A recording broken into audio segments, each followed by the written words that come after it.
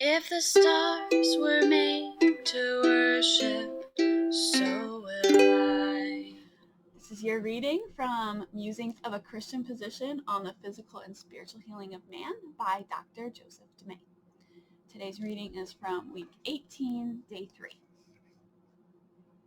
The word of the Lord came to Elijah in the 3rd year, saying, Go, present yourself to Ahab, and I will send rain on the earth. 1 Kings 18, verse 1. The prolonged drought was about to end.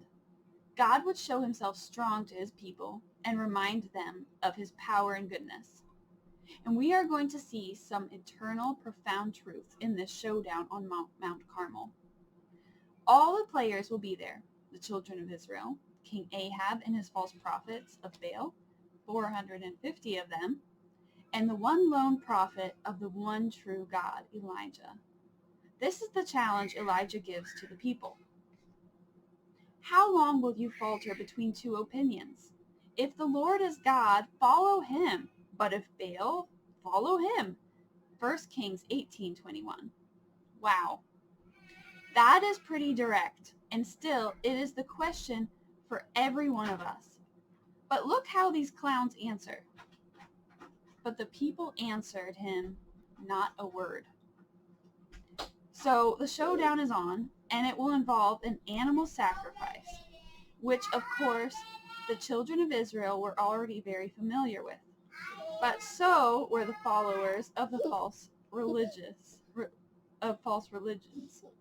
But there's an anomaly here, which I've never heard preached, one that seems glaringly obvious to me. Only priests were allowed to offer animal sacrifices to God because they represented humankind to God. But Elijah was not a priest. He was a prophet. And prophets represented God to humankind. Something very strange is going on here.